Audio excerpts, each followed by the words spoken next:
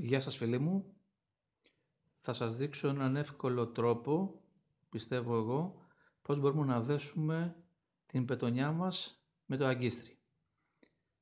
Το αγκίστρι είναι επιλογής δική σας, ό,τι νούμερο θέλετε, το ίδιο και η πετονιά. Εγώ θα σας δείξω τον τρόπο. Κρατώ με το αριστερό μου χέρι το αγκίστρι, παίρνω την πετονιά, την οποία φέρνω παράλληλα με το αγκίστρι. Αφήνω περίπου στον 1 με 1,5 πόντο να εξέχει η μύτη της πετονιάς και με το άλλο μου χέρι παίρνω το μακρύ κομμάτι και σχηματίζω ένα κύκλο γύρω από την πετονιά και το αγκίστρι. Έτσι σχηματίζεται αυτός ο κύκλος. Το μακρύ κομμάτι το συγκρατώ με τα δάχτυλά μου στο χέρι που κρατώ το αγκίστρι και παίρνω το δεξί μου χέρι, σχηματίζω ένα ψαλίδι με τα δύο δάχτυλα και το περνώ μέσα στον κύκλο. Έτσι ξεκινάω να περιστρέφω περίπου στις 9 με 11 φορές την πετονιά μου και στο αγκίστρι. 1, 2, το δείχνω αργά για να το βλέπετε. 3,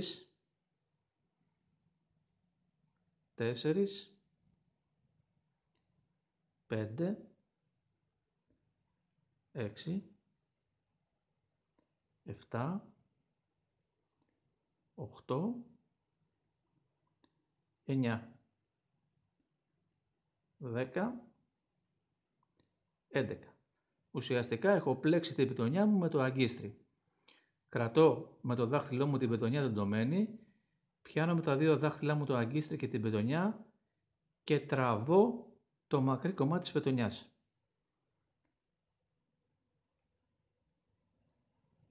Έτσι πιάνω το μικρό κομμάτι με το δεξί μου χέρι και τραβώ και τεντώνω πάλι την πετονιά στο μικρό κομμάτι.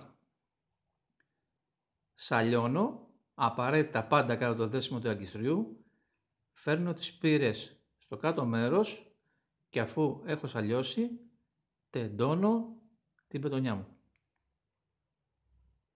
Έτσι έχει δημιουργηθεί ένα εύκολο και γρήγορο δέσιμο του αγκιστριού, το οποίο βοηθάει ειδικά τους αρχάριους ψαράδες.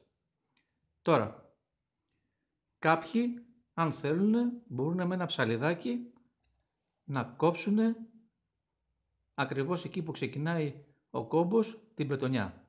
Εγώ μερικές φορές κόβω περίπου στον 1 με 1,5 πόντο την πετονιά και όταν δολώνω γυρίζει κατά αυτή τη μεριά το μικρό κομμάτι και έτσι δεν πληγώνεται το δόλωμα. Αυτό είναι η επιλογή δική σας.